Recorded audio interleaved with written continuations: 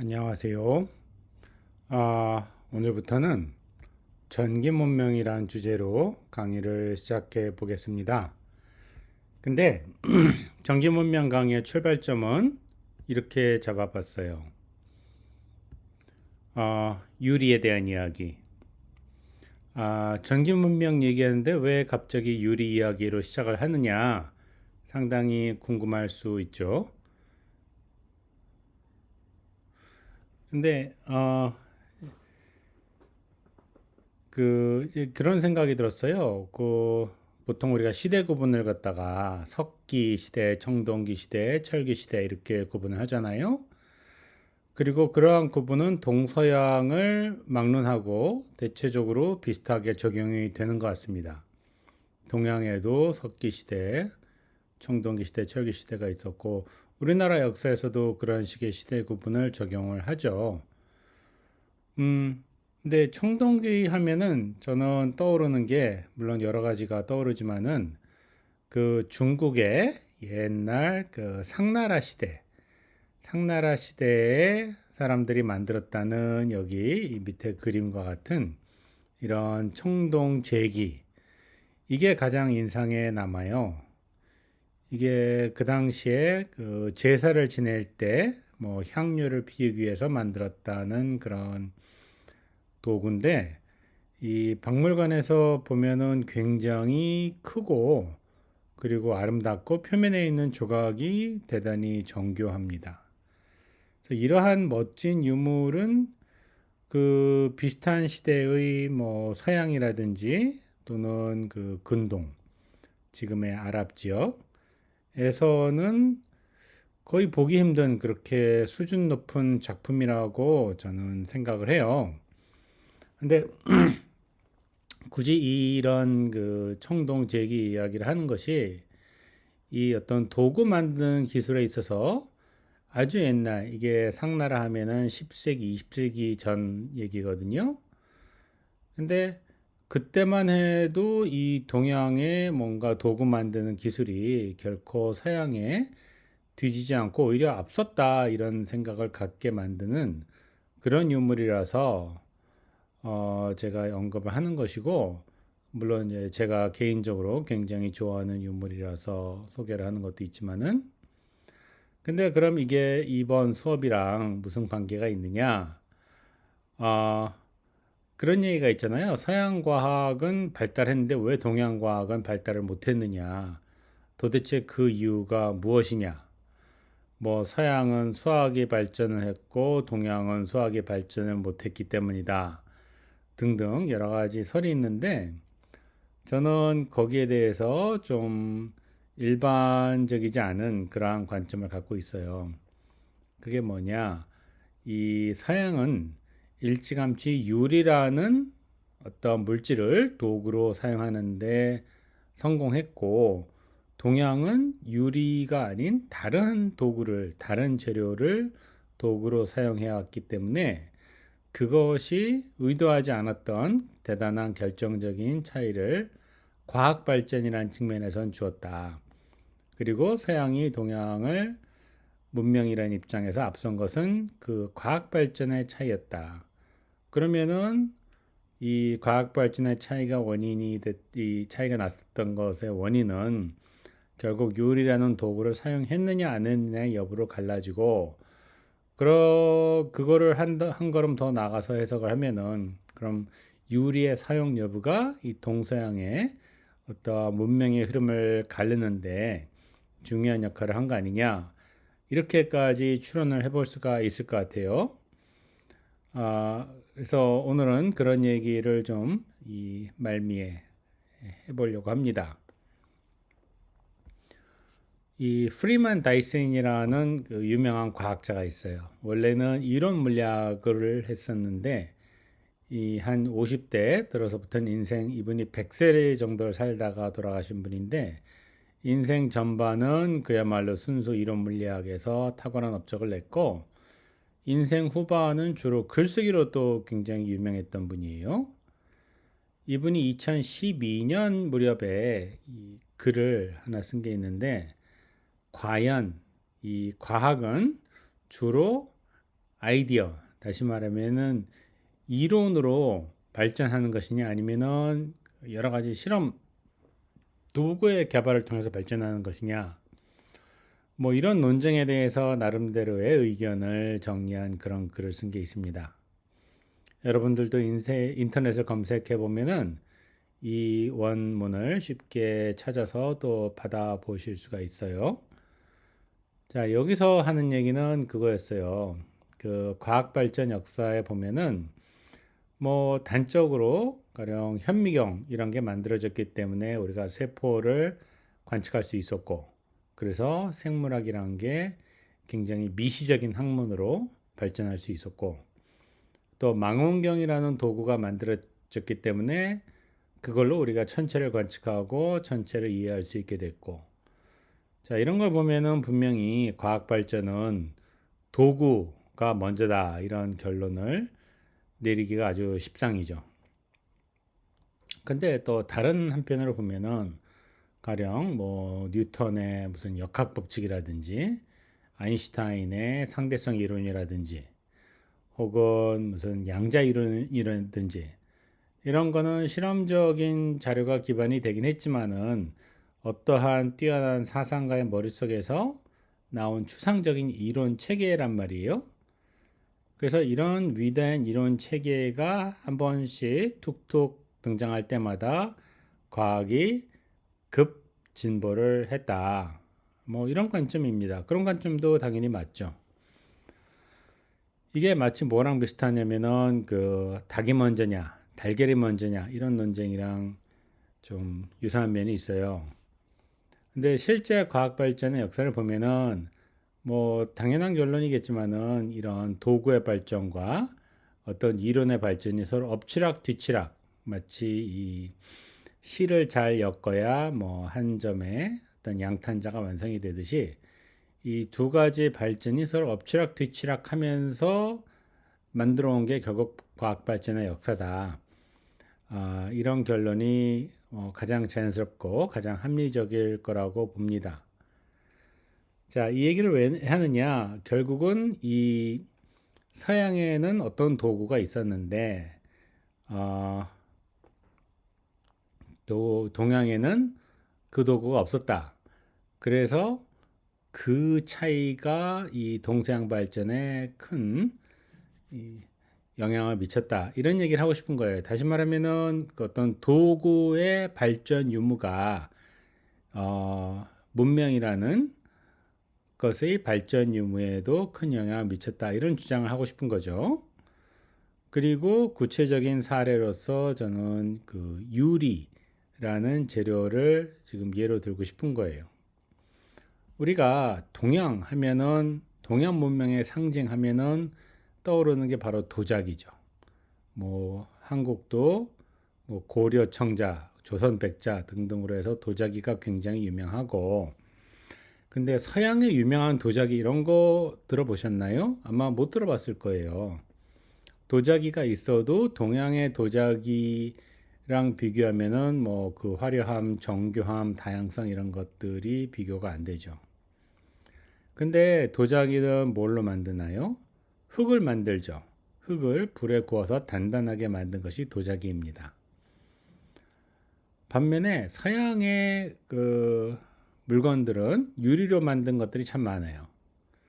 이게 일상생활에서 쓰는 뭐 잔이라든지 혹은 장식이라든지 하는 것들도 유리 제품이 많지만은 특히 이 종교적인 장식물, 뭐 성당 혹은 교회의 이런 유리를 갖다가 여러 가지 색색으로 물들여서 그걸 마치 뭐 크레용으로 그림 그리듯이 어떤 작품을 만들어내는 경우가 굉장히 많았죠.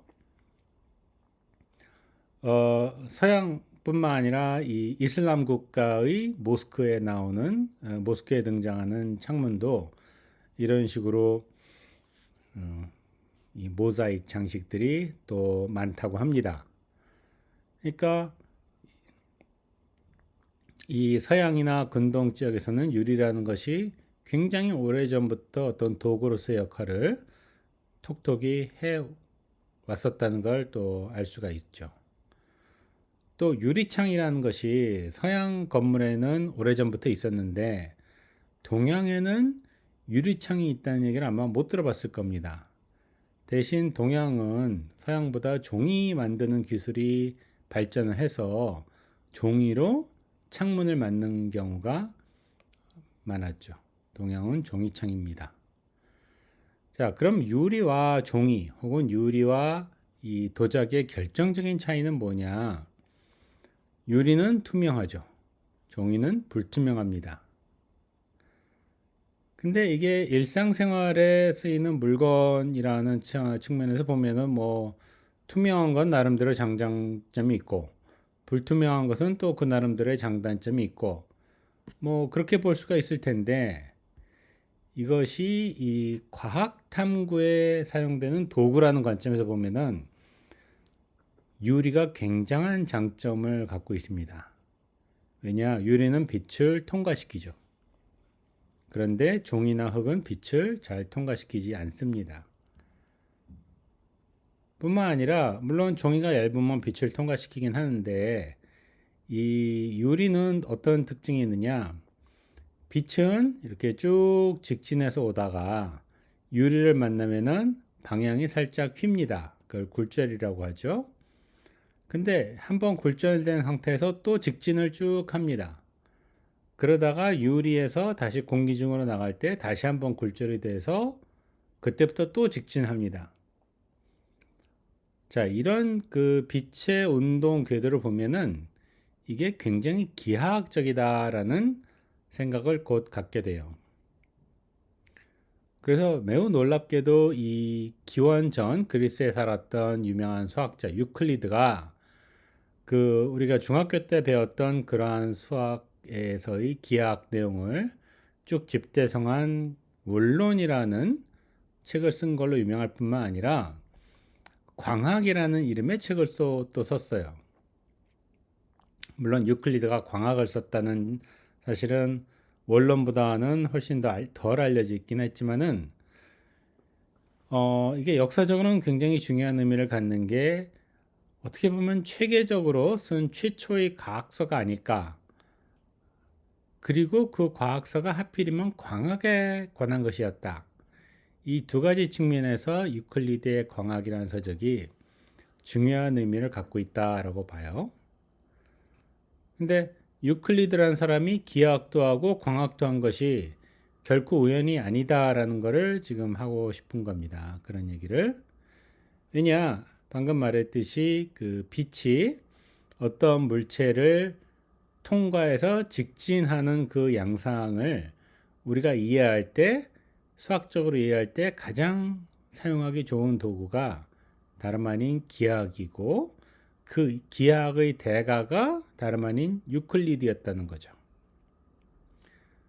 그래서 이 기하광학이라는 그 과학 분야가 있는데 기하광학이라는 것이 이 기원전 몇 세기 유클리드 시대부터 이미 있었던 그런 수학과 물리학, 수학과 과학이 접목된 그런 형태의 최초의 체계적인 과학이었다라는 생각을 해요.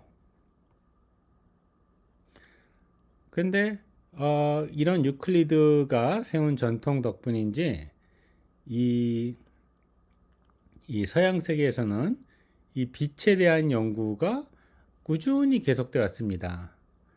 그게 아마도 그 유클리드가 만들었던 기하학이 서양 세계에서는 계속 이 전통을 갖고 이어져 내려왔기 때문일 거라고 짐작을 하는데 이 그리스 사람들이 만들었던 지식의 체계가 한동안은 이슬람 세계로 전해져서 거기에 학자들이 그리스의 과학과 수학을 더 발전시킨 시대가 있었어요. 자, 그 시대에서는 광학 연구도 이슬람 세계에서 훨씬 활발했다고 합니다. 자, 그러다가 그 지식이 다시 유럽으로 건너와서 유럽의 학자들이 조금씩 그거를 오히려 그리스 시대에 만들었던 학문을 이슬람 세계를 통해서 다시 발견하는 그런 일들이 있었죠. 자, 그런 과정에서 이 로저 베이컨이라는 어떤 그 수도승이 수도승이 또 그 당시에 대단한 그 성직자이면서 철학자이면서 또한 수학자면서 과학자였던 것 같아요. 근데 이 사람이 그 자기의 평생의 어떤 사색과 연구의 결과를 한 권의 책으로 쓴 게 있는데, 그 책에 뭐 1단원 철학, 2단원 신학 이런 식으로 각 단원마다 다루는 주제가 서로 달랐는데, 그 중에 한 단원에서 무슨 얘기를 했느냐? 바로 광학 이야기를 했습니다. 자, 이게 실제 그 로저 베이컨이 쓴 책에 있다는 사파예요. 이게 뭐냐면은 물방울입니다. 구 모양의 물방울이고, 빛이 그러한 물방울에 입사했을 때 어떤 식으로 휘어져서 다시 어떤 식으로 나가느냐, 이거를 굉장히 기하학적인 방법을 이용해서 이렇게 그린 겁니다. 자, 이런 그림이 나왔을 때의 연도를 보면은 1219년, 1292년, 그러니까 한국은 아직 고려 시대였죠. 그때 이미 이런 과학을 연구하던 사람이 이 서양 세계에는 있었다라는 것이 굉장히 놀라우면서도, 또 일찌감치 기하학적인 전통을 갖고 있던 서양 세계의 입장에서 보면은 그게 그렇게 또 놀랍지는 않겠구나, 이런 생각을 하게 합니다. 자, 그러면 유리라는 거는 본격적으로 언제 등장하느냐?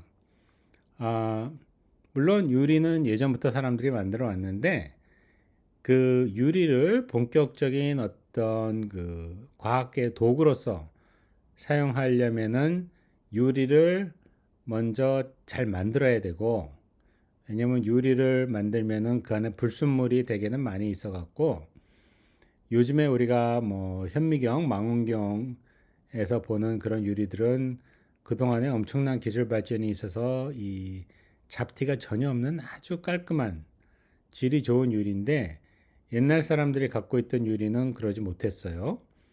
그래서 지금처럼 그렇게 투명하지도 않고 그렇게 썩 좋은 품질의 유리가 아니었습니다. 그러다가 이것들이 점점 품질이 좋아지면서 사람들이 드디어 이걸로 뭘 만들기 시작했느냐? 망원경이란 거를 만들기 시작했어요. 근데 망원경을 만들려면은 유리가 이 볼록 렌즈란 것도 있어야 되고 오목 렌즈란 것도 있어야 됩니다. 이것들을 서로 잘 접합을 시켜야 사물이 실제 크기보다 더 확대돼서 우리 눈에 보이는 겁니다. 그러니까 다시 말하면은 렌즈를 어떤 모양으로 깎아야 되는지, 그리고 그 오목 렌즈와 볼록 렌즈를 어떠한 거리를 두고 배치를 시켜야 되는지, 이것에 대한 설계가 선행이 돼야 된다는 거예요. 자, 그런 설계를 하려면 뭐가 있어야 되느냐? 바로 이 기하광학적인 지식이 있어야 되고, 그 바탕에는 기하학적인 이해가 있어야 된다는 겁니다. 그래서 서양은 기하학이라는 도구가 먼저 있었고, 그 기하학이라는 이 이론적인 도구를 갖다가 유리라는 실험적 도구에 접목시킴으로써 드디어 굉장히 강력한 도구인 망원경을 만들어낼 수 있었다 하는 것이 저의 해석입니다. 이미 1608년에 네덜란드의 한스 리포쉐이, 야코프 매티우스, 이런 사람들이, 물론 대중에게는 그렇게 잘 알려진 이름은 아니지만은 역사적으로 기술사적으로는 굉장히 중요한 인물이라고 할 수가 있겠죠. 이 사람들이 그 세계 최초로 망원경 특허라는 걸 냅니다. 근데 그 당시도 뭔가 이렇게 소문이 굉장히 빠르게 전달이 됐었나 봐요. 불과 1년 뒤에 이태리에 살던 갈릴레오, 유명한 그 갈릴레오가 그 소식을 듣고, 아, 이렇게 하면 망원경이 만들어지는구나. 근데 내가 좀 생각을 해보니까 이렇게 만들면은 더 좋은 망원경을 만들 수 있겠다. 그래서 정말로 더 좋은 망원경을 만듭니다. 네덜란드 사람들이 만든 거는 3배 확대 능력밖에 없었다고 하면은, 갈릴레오가 만든 망원경은 무려 20배의 확대 능력이 있었다고 해요. 그래서 여기 있는 사진이 갈릴레오가 만들었다는 그 망원경과 동일한 모습의 망원경을 찍은 겁니다. 물론 이거 실제 제작은 전문 장인한테 맡겼겠지만은 이 안에 들어가는 렌즈의 설계는 갈릴레오 자신이 했다고 봐야 되겠죠. 자, 근데 이 3X 하던 어떤 기계를 20X로 바꿔놨다. 이거는 오늘날의 관점에서 봐도 뭐 그렇잖아요. 모든 기계는 하여튼 이 숫자가 커지면은 좋은 거잖아요. 근데 3배 확대되는 망원경만 있던 세상에서 갑자기 20배 확대되는 망원경을 만들었으니 이게 얼마나 첨단의 그 기술이었겠습니까? 자, 갈릴레오가 이런 독보적인 기술을 갖고 있다 보니까 또 이 독보적인 발견을 하게 됐습니다. 옛날 망원경으로는 안 보이던 여러 가지 재미있는 현상들이 막 보이기 시작하는 거예요. 밤에 토성을 망원경으로 봤더니 토성이 아니라 목성이죠. 잘못 썼습니다. 목성을 망원경으로 비춰봤더니 목성 주변에 위성이 한 개도 아니고 무려 4개가 있더라 하는 사실을 발견한 거예요. 일단 망원경만 있으면 이걸 발견하는 거는 그렇게 어렵지 않죠. 그야말로 도구의 발전이 과학 발전을 추진한 그런 사례라고 할 수가 있습니다. 그 다음에 금성이란 것도 그냥 맨눈으로 보면은 저쪽 하늘에서 반짝이는 무슨 별 정도로 생각을 하는데 망원경으로 보니까 이 금성이 마치 달처럼 어떨 때는 금음달처럼 생겼다가 어떨 때는 보름달처럼 생겼다가 이런 식으로 주기를 띄고 있더라라는 사실을 또 발견한 거예요. 그건 무슨 얘기냐? 금성이 가만히 있지 않고 태양 주변을 회전한다 라는 점을 강력하게 시사하는 증거가 되는 것이죠. 그 다음에 달이 우리 맨눈으로 봤을 때는 되게 그야말로 아주 예쁜 원판인 줄 알았는데 이 망원경으로 보니까 웬걸 거기에 무슨 울퉁불퉁한 분화구들이 잔뜩 있더라 하는 것도 갈릴레오가 처음 발견했다고 합니다. 그 다음에 태양을 그냥 맨눈으로 보려고 하면은 그냥 그 밝은 노란 원 정도로밖에 보이진 않는데 이거를 망원경으로 보니까 거기에 중간중간에 까만 점, 우리가 흑점이라고 하는 그런 것이 있더라 라는 것도 갈릴레오가 발견했어요. 이 하나하나가 그야말로 이 천문학의 역사에서 엄청난 사건에 해당하는 발견인데 갈릴레오는 누구도 갖고 있지 않은 망원경을 자기가 스스로 제작해서 갖고 있던 덕분에 이런 엄청난 발견을 그냥 순식간에 혼자의 힘으로 해버린 거죠. 그래서 이런 걸 보면 와, 과연 적어도 과학이 발전하려면은 도구가 먼저 있어야 되겠구나 라는 생각을 하지 않을 수가 없습니다. 자, 세월이 흘러서 로버트 후크라는 사람이 영국에 또 등장을 했습니다. 로버트 후크는 그 유명한 아이작 뉴턴이랑 거의 비슷한 시대를 살다 간 사람이에요. 아이작 뉴턴은 또 어떤 사람이냐? 갈릴레오가 죽은 해에 태어난 사람이죠. 그러니까 로버트 후크도 갈릴레오보다 뭐 한 세대쯤 뒤에 태어난 과학자다 이렇게 볼 수 있는데 로버트 후크는 또 뭘 했느냐? 이번에는 그 현미경이란 거를 만들었어요. 여기 있는 것이 후크가 만들었다고 알려진 그런 현미경 모양인데 여기는 요 촛불을 이 거울에 반사시켜서 이쪽에 이 현미경 밑에 있는 물체를 밝게 해주는 그런 역할을 하고 있겠죠. 물론 현미경을 로버트 후크가 처음 만든 건 아니고 그 기존에 현미경이라는 게 있었는데 마치 그 갈릴레오처럼 후크가 이 현미경의 성능을 훨씬 개선시켜서, 자, 그러면은 이 세상에 없는 독보적인 현미경이 후쿠의 그 거실에만 혹은 실험실에만 하나 놓여 있는 거죠. 자, 이걸 갖고 또 엄청난 새로운 발견을 많이 했습니다. 그 중에 하나가 뭐냐? 이 코르크라는 거 있죠. 뭐 포도주 병 마개로 사용되는 그런 코르크. 코르크란 게 사실은 어떤 나무의 코르크 나무의 껍질인데, 그 코르크를 갖다가 아주 얇게 잘라서 여기 대물 렌즈 밑에다가 잘 넣고 이쪽 촛불로 빛을 비춘 다음에 이 접안 렌즈로 잘 들여다봤더니 세상에 코르크가 이러한 모양을 띠고 있다라는 것을 발견한 거예요. 여기 보면은 이렇게 그 세포라고 부르는 것들이 이렇게 눈에 보이죠. 이 세포라는 거를 맨눈으로 현미경을 이용해서 맨눈으로 관찰한 최초의 인물이 바로 로버트 후크란 사람입니다. 그래서 후크는 또 그림도 굉장히 잘 그려서 자기가 현미경으로 관찰한 그 여러 가지 다채로운 현상들을 직접 손으로 그림을 그려서 그거를 이 마이크로그라피아라는 책에 다 수록을 했다고 해요. 거기에 등장하는 이 코르크 세포의 이 그림입니다.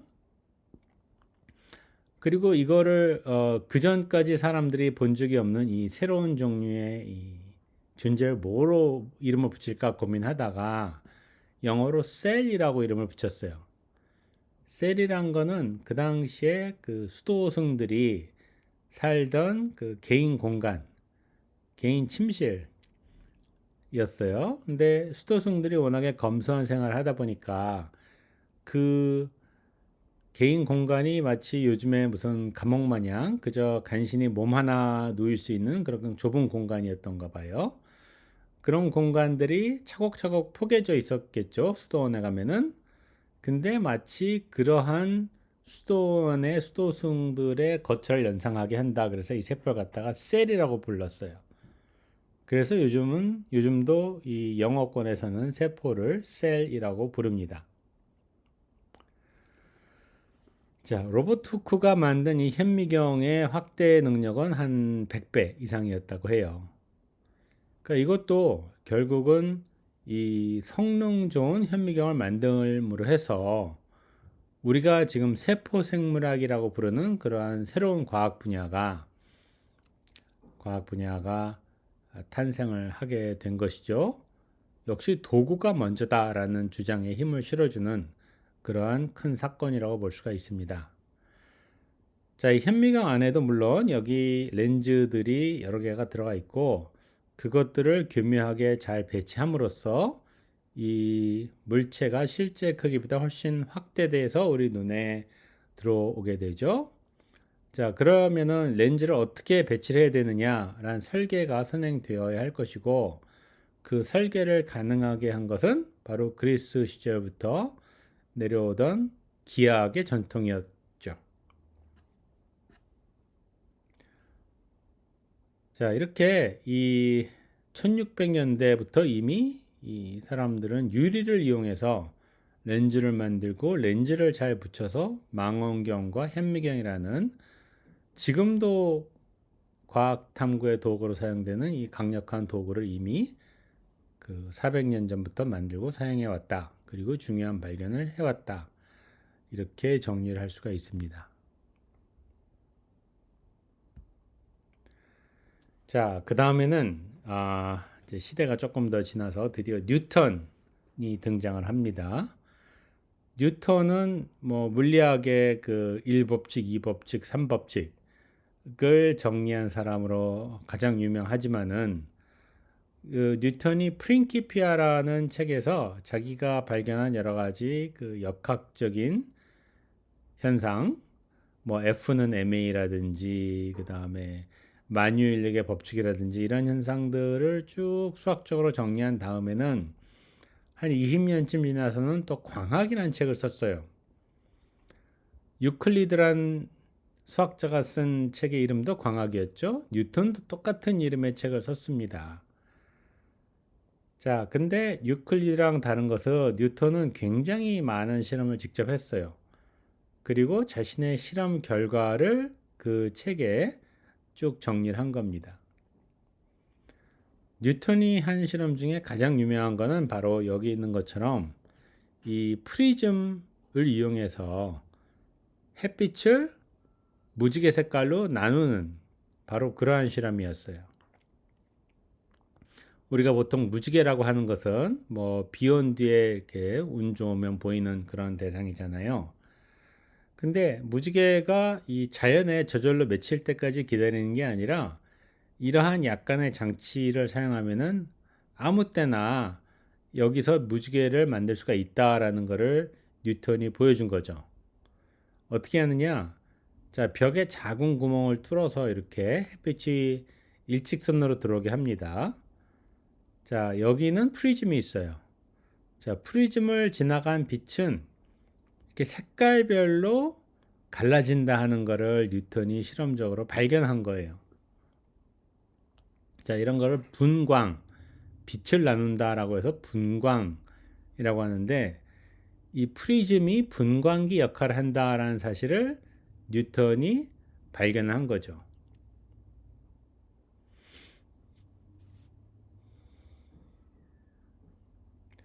자, 그로부터 한 100년쯤 뒤에는 또 영국의 토마스 영이라는 사람이 이러한 중요한 발견합니다. 자, 이거는 이중 슬릿 실험이라고 해서 아마 일반 물리 수업을 들은 학생들은 익숙할 텐데 뉴턴은 빛을 이렇게 구멍 하나를 통해서 들어오겠죠? 근데 구멍 하나가 아니라 이렇게 여기 구멍 하나, 구멍 두 개, 구멍 두 개를 통해서 빛이 지나가게 하면은 요 두 개의 빛이 제각각 요 상에 맺히는 게 아니라 얘네들이 서로 간섭 효과라는 거를 해서 간섭 효과라는 걸 일으켜서 어디는 빛이 굉장히 밝게 상이 맺히고 어디는 까맣게 빛이 거의 안 맺히고 다시 밝게 맺히고 까맣게 안 맺히고 이런 모양이 반복되는 이런 현상을 발견한 겁니다. 자, 이런 걸 보고 간섭 효과라고 하고 간섭 효과는 왜 일어나느냐? 빛이 파동의 성질을 띠고 있기 때문이다 라고 해석을 합니다. 자, 빛의 파동적인 성질을 가장 잘 보여주는 가장 최초의 실험이 바로 이 토마스 영이라는 사람이 했던 1801년에 했던 그런 이중 슬릿 실험이에요. 자, 그럼 이 이중 슬릿 실험이 그럼 문명 발전에는 무슨 영향을 끼쳤느냐? 다음 장으로 넘어가 보겠습니다.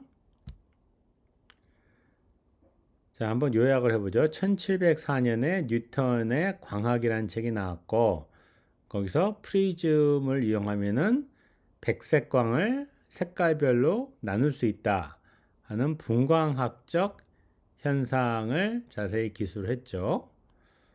1801년에는 토마스 영이라는 사람이 이중 슬릿 실험이라는 걸 이용해서 서로 다른 구멍을 통해서 나온 빛은 한 곳에 만났을 때 서로 간섭 효과를 일으켜서 어떤 곳은 빛이 더 강해지고 어떤 곳은 더 약해진다.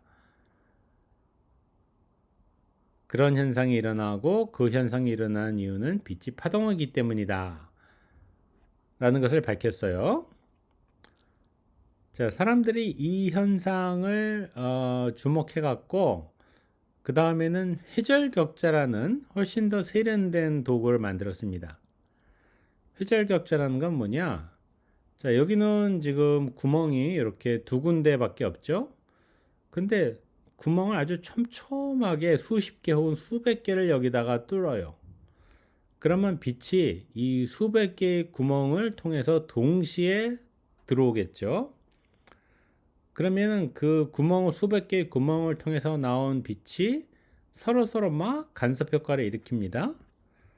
그러다 보면은 일반 프리즘으로 빛이 가려질 때보다 훨씬 더 세밀하게 여기서 보면은 빛이 정말로 완전히 다른 경로로 이렇게 갈라지는 게 보이죠.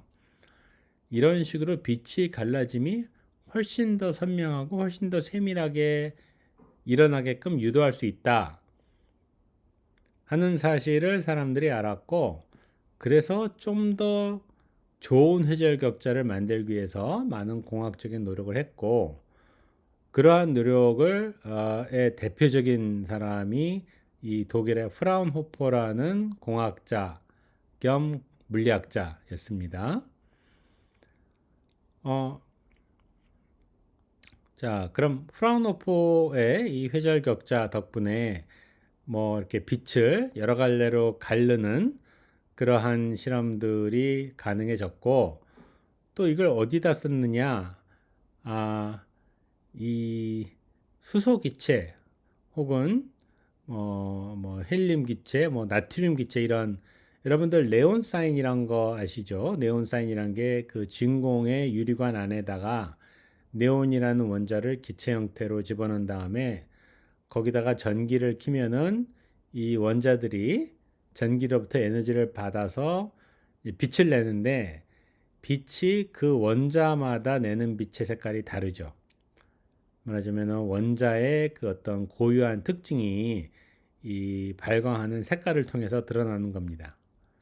그냥 기체만 있을 때는 어차피 투명하기 때문에 그 안에 무슨 기체가 들어있는지 알 수가 없었는데, 얘네들이 한번 발광을 시작하면은 그 색깔만 보고도 여기는 네온 기체가 들어있다. 여기는 무슨 나트륨 기체가 들어있다. 이렇게 우리가 쉽게 그 추측을 할 수가 있게 되는 겁니다. 자, 근데 거기서 나온 빛을 우리가 맨눈으로 볼 때랑 이렇게 회절격자를 통해서 분석을 해서 볼 때랑 그 우리가 얻을 수 있는 정보의 양이 굉장히 달라집니다.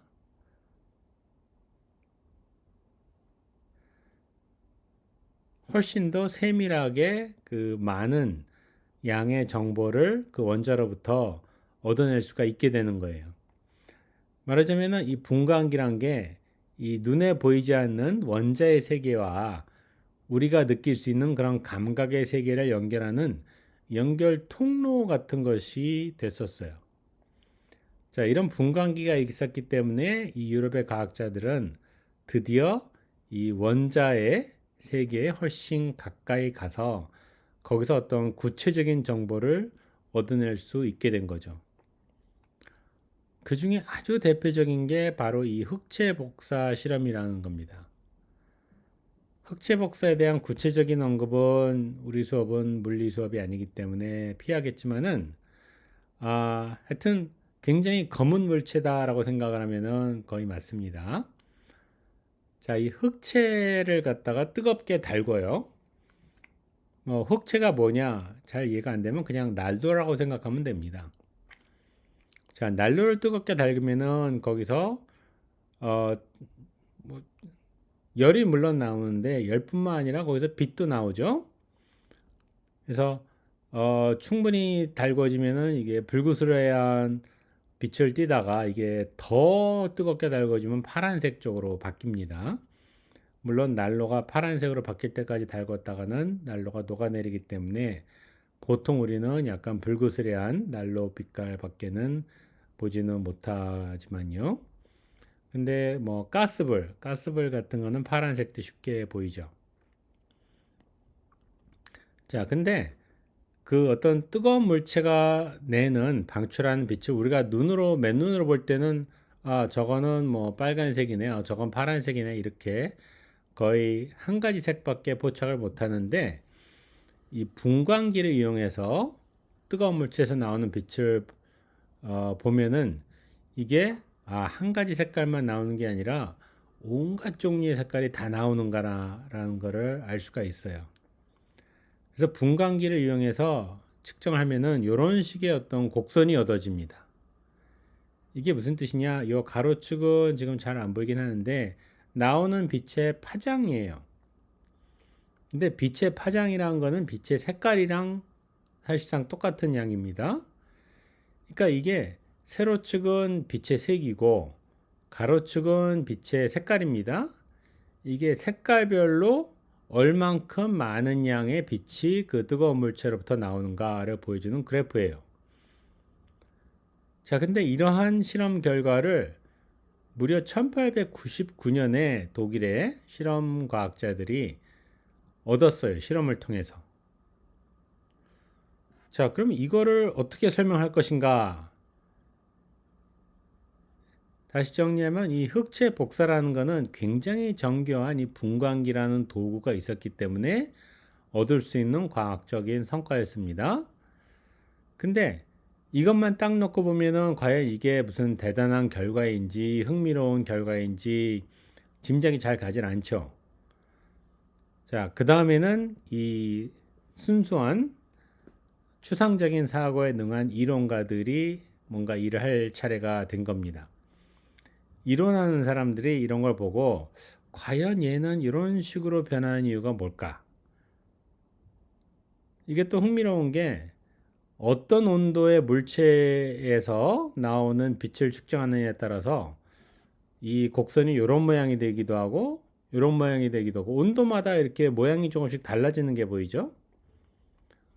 이게 보니까는 이 파장 빛의 색깔마다 나오는 빛의 양이 물론 색깔에 따라 바뀌기도 하지만 온도에 따라도 막 바뀝니다. 그러면은 이 빛의 양이 파장의 의존성도 있고 그 다음에는 온도의 의존성도 있다는 거죠. 자, 이런 복잡한 의존성을 갖다가 다 설명할 수 있는 어떤 이론이 뭐가 있을까? 이거를 사람들이 막 찾기 시작했던 거예요. 그러다가 드디어 1900년에 플랑크라는 어떤 이론 물리학자가 이 모든 곡선을 거의 완벽하게 다 맞출 수 있는 그러한 이론을 만들어냈습니다. 근데 그 플랑크 이론에는 굉장히 독특한 어떤 가설이 하나가 들어가 있었어요. 그게 바로 빛이라는 것이 갖고 나오는 에너지가 뭐 1.1, 1.2, 1.3 혹은 뭐 1.11, 1.111, 1.1111 이런 식으로 모든 에너지가 연속적으로 다 나오는 게 아니라 일자리 에너지를 갖는 빛이 나오면은 그 다음엔 2짜리 에너지를 갖는 빛만 나올 수 있고 그 다음엔 3짜리 에너지를 갖는 빛만 나올 수 있고 이렇게 에너지가 띄엄띄엄 양자화되어 있다라는 가설을 도입을 해야만 했었어요. 근데 그런 가설에 따라서 쭉 계산해 보니까는 여기 나오는 곡선이랑 거의 완벽하게 잘 맞는 곡선을 자기가 이론적으로 재현을 해낼 수가 있었다라는 거죠. 자, 그때부터 빛이라는 게 우리가 생각했던 그런 단순한 전자기파가 아니라 이렇게 빛의 에너지는 띄엄띄엄 양자화된 존재구나 라는 거를 사람들이 차츰 받아들이게 됐어요. 자, 그러면서 만들어진 게 바로 양자역학이라는 거예요.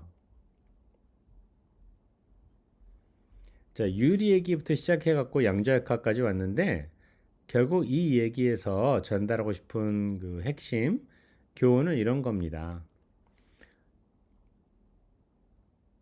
처음에는 기하학이라는 도구가 있었어요. 그리스 시절부터.